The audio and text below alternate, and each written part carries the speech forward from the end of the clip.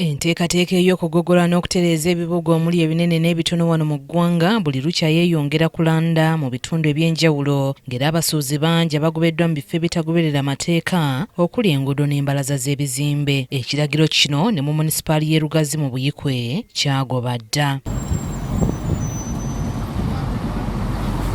Abakulembeze mu munisipaali eno nga bakulembeddwamu nampala abakozi ba gavumenti Nakawuka Juliet basazeewo okutuula n'abasuubuzi abatannaba kumenyebwa okwogerezeganya nabo. Musibwa ne tujja ne tufuuka town council ebbanga twamalako ddene ku kiseera ekyo eky'okubeera town council era nga tukolera mu kuluŋŋamizibwa kwa gavumenti eya wakati nga tuyita mu tteeka erimanyiddwa nga Local Government Act. Nakawuka era alabudde bamakanika n'abasimba emmotoka mu nguudo saaka balundira mu nguudo okubikomya bunnambiro ng'omukono ogw'ekyuma tegunnabakwatako. Kinga mu spaces ezaateekebwa ku makubo ne bagapaakinga wonna we bagapaakinze ne bagalemezaawo olw'okuba tebaagala eyo space bw'ogiteekamu emmotoka oba olina okusasula. Bwe baali bakola amakubo gano baateekako spaces ezo naffe tufunemu tusobole okulabirira enguudo zino zisigale nga ziri ku mutindo.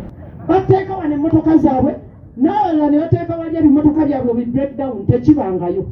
Breakdown tezibeera ku makubo. Mujje emmotoka zammwe mu parking spaces z'abantu abagenda okukola ki era tugenda ku implementinga na street parking bulungi nnyo nga bwe muwulidde principal commercial officer agamba tugenda kufuna n'ababodaboda we tubateeka spaces ezo bagenda zisa. Abasuubuzi nabo bakozesezza omukisa guno okuwayo ebirowoozo byabwe awamu n'okwemulugunya kwe balina. Mugenda kumenya obuyumba lwaki mwatusolozanga ssente z'ebiso. Twogeddeko naye twogedde ku bidongo, twogedde ku bambaawo. Ebidongo oliraana ow'ebbaala oli n'akuba n'aggala bizinensi nga osobola kwogera na kasitoma buli wamu abavuma ne bavuma nayo bitumazeeko emirembe. Abantu baali bawaddeyo grace period egamba nti oluvannyuma lw'obudde bwe buti nga bwe twava mu town board tuli mu town council tuli mu municipality tebyakeera bukezi ne bikola ki.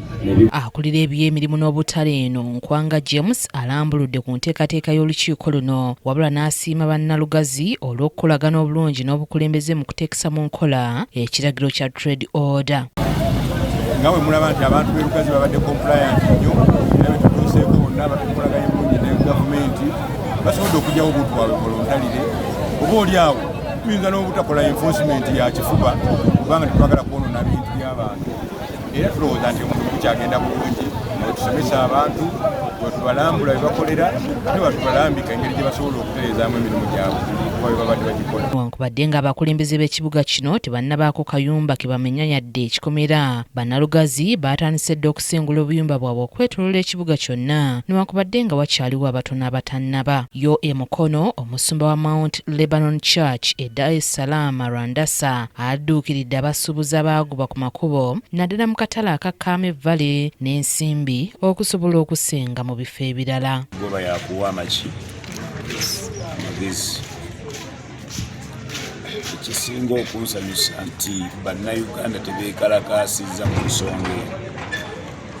Naffe ng'ekkanisa Mount Lebanon Christian Center Cathedral Mukono njagala kutwala omukisa guno bwe nnoonyeza ne mpita mu kibiina ekibadde kikuŋŋaanye ne kizuulibwa nti mu emidaala gyammwe gyavaawo kati ne tusalawo buli muntu tumuweeyo ettu. Alex Miseiri yakusakidde eggulire lino ku KTV Amalindirire.